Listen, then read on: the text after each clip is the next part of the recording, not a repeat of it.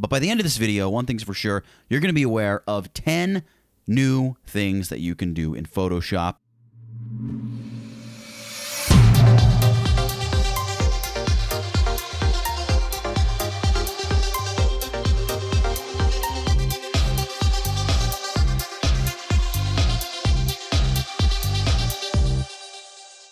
Hey everybody, welcome into this Photoshop tutorial brought to you by tutvid.com. I'm Nathaniel Dodson. I kind of run the show. If you guys do enjoy this video while you're going through the process of watching it, please make sure you hit the thumbs up button. It's always helpful. It helps get the video out there to other people. Subscribe to the channel if you enjoy the content. There's so much more that we're planning on bringing out, and there's a ton that's there already, and it's all free. Today we're going to be talking about 10 things that you don't know about Adobe Photoshop, maybe 10 tools, features, hotkeys, tips, tricks, etc., that you're not aware of. Maybe you're aware of a few of them, but maybe not. But by the end of this video, one thing's for sure, you're going to be aware of 10 new things that you can do in Photoshop. Without further ado, let's check out the screen and see what we can do here. Now, the first thing I want to talk about is called Revert Reconstruction. And we can find this under the liquify filter. So I'm going to right click and just convert this layer to a smart object here. And I'm going to go filter liquify. Converting to a smart object just allows me to get back into liquify later if I so choose. Now up here in liquify, I've got all kinds of different features and all kinds of stuff going on here. It's pretty crazy. And before I go ahead and do anything, I'm just going to collapse face aware liquify because I'm not worried about that right now. I'm more concerned with the brush reconstruct options. Notice that all of this stuff is grayed out, and it's because we haven't done anything yet. So I'm going to use the forward warp tool here, and I'm going to go ahead and just kind of push her dress in. Now, this is a very, very difficult image to do any kind of liquefaction to because the background is this very intricate pattern, and you can see we're stretching and distorting the pattern kind of like crazy. I'm going to just go ahead and make some changes, though, as if, I mean, this could be you're slimming somebody's figure, you're fixing somebody's smile, whatever it may be. Who knows? Who cares? She really doesn't need to be made any skinnier. She is ridiculously thin now. It looks like somebody did some liquefaction on her already, in fact. We're going to go ahead and just, all right, we just did a few things like this. The nice thing about this reconstruct option, or what we call revert reconstruction, is that it sort of allows you to choose how much liquefaction you actually want. So in theory, you could go in and just slap a whole bunch of changes all over an object, a model, a building, whatever it is, and then realize I probably went a little bit too far. But with revert reconstruction here, we can dial everything back, and you can see it's gonna, there's where we began, there's where we finished, so we can pick some point along the way where everything just looks perfect. And maybe that's around 30, maybe that's around 50. I can hit OK, and then I can hit OK again. And not only do I have that revert reconstruct, but because I did convert this to a smart object, I can always double click and jump back into liquify and edit it even more. So we have that option as well. So that's cool. Don't sleep on your smart filters. But revert reconstruction is the star of the show there. And actually, one real quick thing back here in the liquify dialog box is a little bit of a bonus feature. Under view options, you can choose to show backdrop, which will show the original image. You can see I've got opacity set to 0, or I can set it to 100, and I can show in front or behind. I'm going to leave it as in front and maybe like an opacity of 50. This could be really great if you are maybe slimming somebody up and look, I only really want to take their body in a very, very tiny bit. You can see like, all right, there's the old edge and there's the new edge. So you can show backdrop in your view options. It's definitely a feature that I like to use occasionally when I'm going in and shifting body shape and figure and things like that. Just a cool little feature of liquify that I thought you ought to know. So moving onward to the second thing, it's the rubber band feature, and this can be found under the pen tool. Now, I'm going to use the pen tool here to draw a path because I want to cut out her dress and maybe her entire body roughly.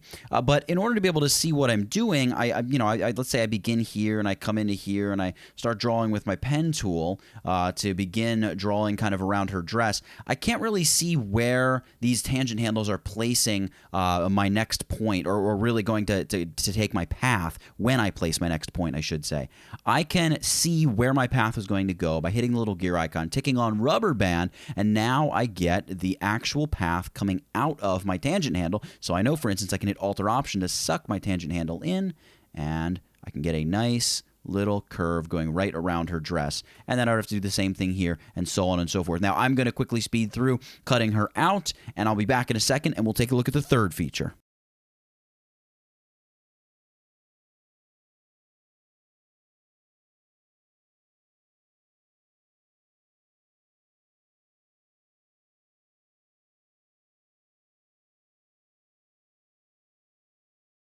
Alrighty, so we're back. We've created our path, and the rubber band feature in the pen tool is greatly useful. Definitely saved us a lot of time, helped us kind of see where things were going. It's not the most precise selection because at this point I would go in, I would like clean up the hair, different things like that. Our fingers are moving, but it's going to suit our purposes here. But the beauty of a path, obviously, is you can go in and tweak and adjust and all that stuff after the fact. I've saved it as a selection, or I saved the path, I'm sorry, over here in the paths panel. So we're going to load this as a selection now and take a look at filling an object in kind of a cool way. So I'm just going to command return, that'd be Control-Enter on the PC to convert the path to a selection. And I'm going to hit the hotkey Command or Control-J. So we've popped her up onto her own layer. Here's where we're going to talk about the third feature, and that is filling with the foreground color yet preserving transparency. It's a hotkey, and here's how it works. So let's say we wanted to make the entirety of her a little bit more blue, like she's some sort of ice queen or something. Let's set her foreground color to this very light blue, it's cyan. I'm going to just collapse the swatches panel here. I want to fill her, so I could just say, right, fill with the foreground color, Option, Delete, or Alt Backspace. Problem is, obviously, it fills the entire layer. Well, there is this little option here, Lock Transparent Pixels, and when I do that, whatever I paint or fill or place on this layer, it can only be placed where there are already pixels. So if I Option, Delete, it just fills in her. Well, there's actually a hotkey for this. The hotkey is Option Delete to just fill an entire something. If you add Shift to that, Shift Delete, this would be Alt Shift Backspace, it's going to automatically fill while preserving transparent pixels. See, I didn't have that active, right? Option Shift Delete, and there we go, I fill it. Whereas if I just go Option Delete, it fills everything. I'm going to undo that, and then we can do something just like set this to the blend mode of hue, and we completely change the complexion of our image just like that. So a lot of cool things you can do with that. It's a neat little hotkey to fill with the foreground color, yet preserve transparency. Now, guys, let's take a quick break from this. I want to let you know I'm selling a course over on tutvid.com. Link just appeared right up in the top corner of the video. It's all about how to retouch images in Photoshop. You're going to learn a ton if you pick it up, and if you do pick it up, you support what we do here at tutvid.com. You help me keep making more and more of these videos, get just better equipment, better camera, better studio, better all kinds of stuff, and we have so much exciting stuff that's continually going to be coming out.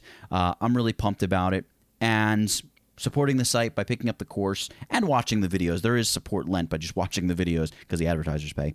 But if you pick up the course, that really helps, and that really helps us jump forward, move forward, and do more and more of this kind of stuff and even more of all kinds of other awesome stuff in the future. So if you pick up a copy of the course, thank you so much. If not, the video is still free, and hey, you know what?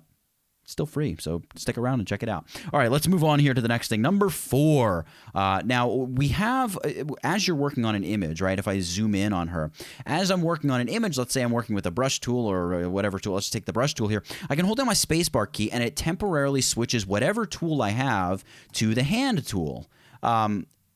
We can do this also with the zoom tool. I probably should pick a different part of her body. It's a little creepy / awkward to be zoomed in right there. Let's go with her hand. All right, so I'm here, and let's say I want to zoom back out. The hotkey is the space bar with the Alt key, and it's going to give you a temporary zoom tool no matter what tool you're using. So space bar and Alt, or this would be a space bar and Option on the Mac, and you get the magnifying glass tool. So not only can you temporarily spring load the hand tool, but you can also spring load the zoom tool. And whether you pull in or out, it's going to zoom in or out. Very, very cool little tip. Now, next up, I want to jump over to this image. I want to show you kind of a cool trick for creating a black and white image. You can create a black and white image from a channel in your image. This can be just an interesting way to create a black and white photo. There's tons of ways to create black and white photos. This can be just kind of an interesting way. So we can click on like the red channel here. I went to the channels panel. If that's not open, window channels. Here's the red channel. We can see her skin's maybe a little bit too bright. We can come to the green channel, and this is actually pretty beautifully lit. We have really rich blacks in the shadows. Her skin tone looks really nice. Her face is wonderfully lit. Great light and sharpness in her eyes. The hair light is kicking. Probably the photographer's fault a little bit. Maybe it's a little bit too hot, but you know, hey, you're creating art, so I'm not going to be too critical. It looks pretty good. Down here on the blue channel, I'm thinking the shadows maybe get just a little bit too heavy. Really nice tones on her skin and nice hair light, but I think for our intents and purposes here, we want to go with the green channel. You can see I turned the green channel on and the blue channel stayed turned on. I'm going to shut the blue channel off.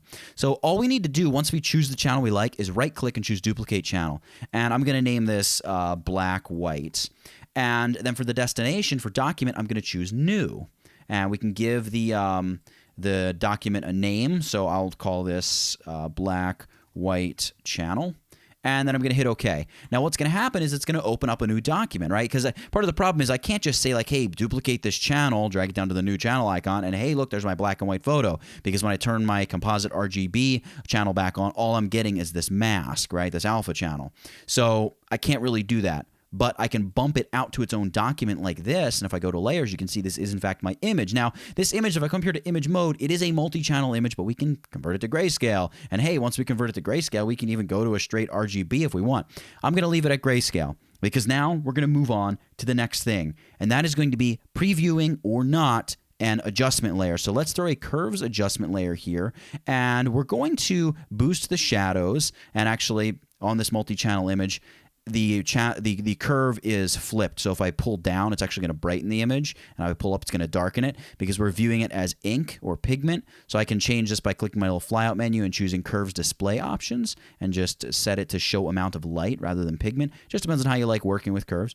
And here what we're going to do is drag the black point up. It's going to give us a little bit of like a retro fade. It's going to wash out the blacks. Then I'm going to pull my shadows back over across the line there, and then I'm going to brighten my highlights kind of like that. And then I'm going to pull down on my whites just a little bit, just to try to take the edge off of some of that just very burned in highlight. So I can see very quickly the difference between having this curves adjustment layer on or not by pressing and holding the backslash key.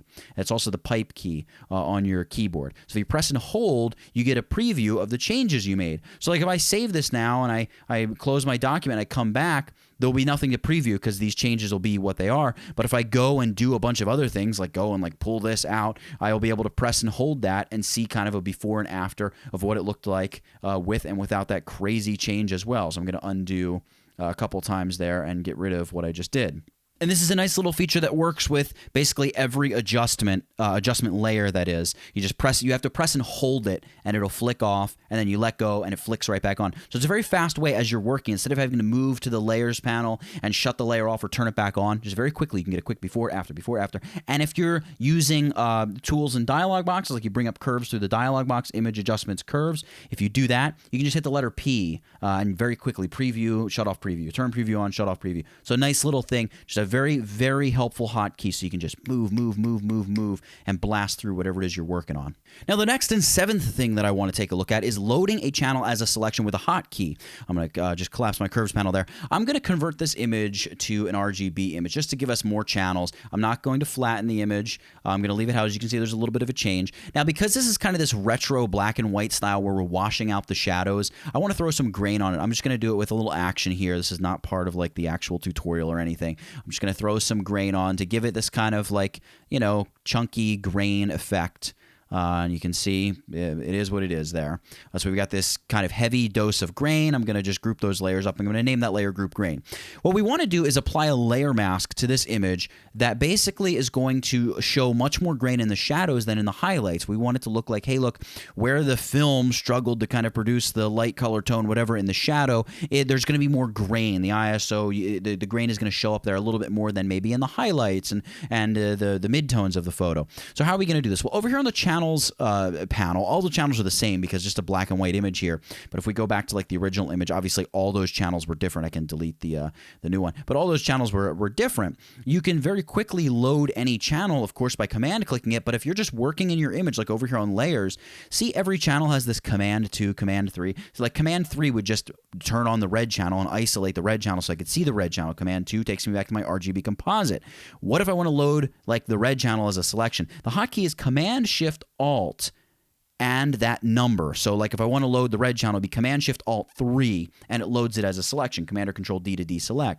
So over here in our black white channel, I can just pick any of them. I'm going to go with the green channel just because. Command Shift Alt, this would be Control Shift Command Shift Option on the Mac, Control Shift Alt on the PC, and the number. So I'm going to go Command Shift Option 3, load the green channel as a selection, and then over here I'm going to create a mask by going Layer, Layer Mask, Reveal Selection.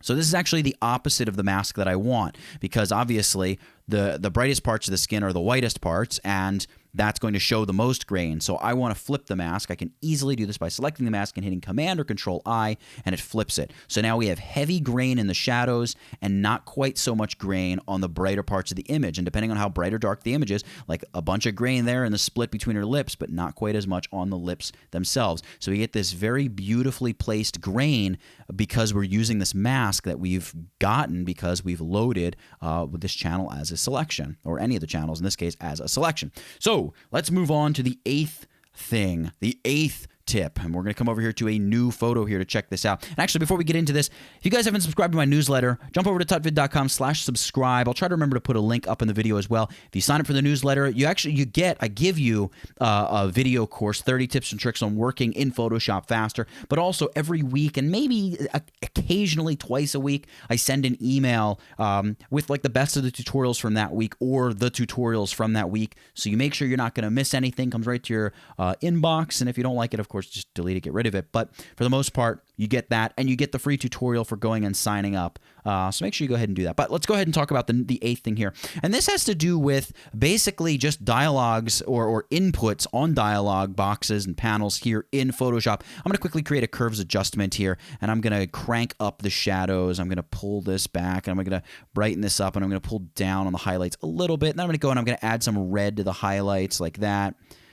Something like that. You know what? Maybe actually, I'm going to add cyan to the highlights instead. Cyan's the opposite of red.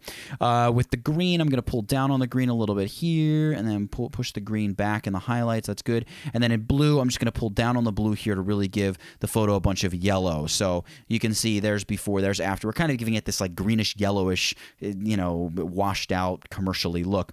Now that I have this curves adjustment, I probably want to adjust my opacity or fill opacity, either or. In this case, opacity. Well, I can come up here to the number, but with virtually every single input box like this in Photoshop, if you hover over the word next to it, you get a little Scrubby slider, right? So you can quickly just reduce opacity or increase opacity. Now, if I hold down my Shift key while I do this, it reduces or increases opacity in increments of 10, really, really fast. Or if you really want to dial in, and I know I need to get to 76 exactly, I can bring this back to about 71, hold my Alt-Option key, and then it moves to precision mode, so I can very quickly dial it right into 76% opacity, and I'm good to go. Quick side note here, also with tools like the clone stamp tool or the brush tool, we have opacity up here. We can just click and drag to adjust the opacity. Also, if we create something like, let's just go ahead and create a new shape, whatever it is, over here, we got a telephone, and we want to free transform it. Let's say Command or Control T ourselves. Let's say we want to just free transform this. We can go to width or height, and we not only do we have the Scrubby sliders, right? I'm going to go 99.9 once more.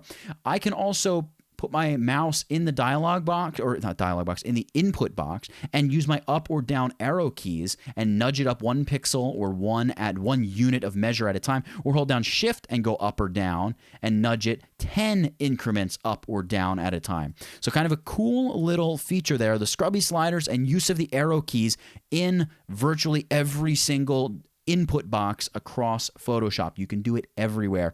Really cool, huge time saver, just be able to grab that slider and go. All right, another really cool thing here is let's talk about the lens flare feature, which we don't really use in Photoshop, and usually with good reason, but there's some cool things you can do with it. One of them is precise lens flare placement. Now, part of the issue with the lens flare is you can't just throw it over an image. So if I create a new layer, right, and I go Filter, Render, Lens Flare, it's going to say, hey, look, I can't do it because the selected area is empty. Okay, well, that's kind of a bummer. So what we need to do is fill the layer with black. So I'm going to Option Delete, that'll be Alt Backspace on the PC, and now I can go Filter, Render, Lens Flare. Well, obviously the problem is when I drag my lens flare around to place it, I can't see where it's going to go because it's over this black background. There's a way to precisely place a lens flare, and it involves using the info panel. So I'm going to drag the info panel out over here. Check this out. We can just take like our move tool, and let's say I want the lens flare to come up here into this top corner. I put my move tool there, and then check out over here. We get an XY reading, right? Just take note of that. So like 4400 by, let's say, 350, all right? So we'll say 4400 by 350. 4400x, 350y. I'm going to move my info panel back over, and I'm going to go Filter. Well, make sure we turn our layer on.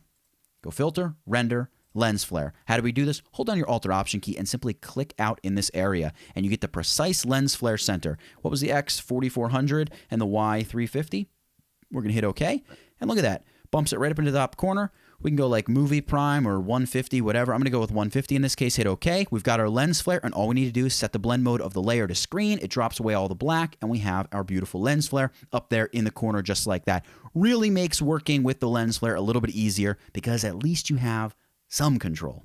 All right, so the last thing here is adding a filter again with, but getting the dialog box. So like, let's say I'm going to turn this back to a normal blend mode here. Let's say I go filter, blur, Gaussian blur, and I blur this like 100 pixels, all right?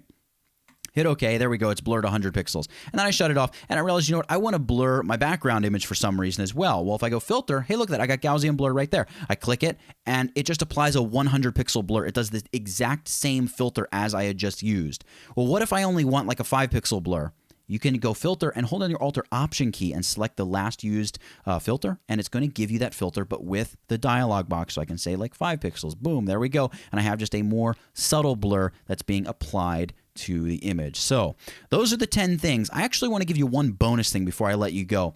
If we bring up rulers, so we go view rulers, you have some cool things you can do with rulers. Number one, you have the 0 point, the 0x and 0y point is right up here in the top corner of your image. If you wanted to change that for some reason, like maybe we wanted the 0xy point to be her eyeball, we can click up in the little no man's land between the two rulers and drag over to right there, and you can see 0 and 0 are now going to be on her eyeball. Now, sadly, even with something like this, we couldn't go and like say, all right, 0, 0, and apply the lens flare to 0, 0, because in the lens flare precision placement, it's always going to use the very top left corner as your 0, 0 point. But kind of cool that you can do that with the rulers. If you want to get them back, go ahead and just double click the corner, and it's going to bring it back to 0, 0 being at the top corner there on your rulers.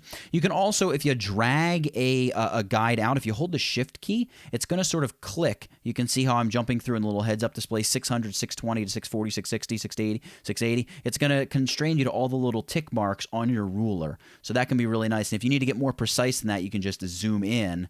And the further you zoom in, you can see now we're seeing between 390 and 400. And we can just constrain, 40, 410, 412, 14, 16, 18, so on and so forth. So pretty cool that you can do that. You can also, as you're dragging out a ruler or a guide, so if I pull this out and I realize, shoot, you know what? I actually don't want to go horizontal. I want to go vertical. Hold down the Alt or Option key, and you can swap it right there to a vertical ruler. Kind of cool. So a bunch of little neat things you can do with the ruler in Photoshop as well. I kind of think those are somewhat unknown, but unknown doesn't necessarily mean bad. So for 10 unknown features in Photoshop and one bonus unknown feature, and the rulers and hotkeys and previewing and curves and channels and black and white images and everything else we talked about in this tutorial, that's it. Get it? Got it? Good. Nathaniel Dodson, tutvid.com. I'll catch you in the next one.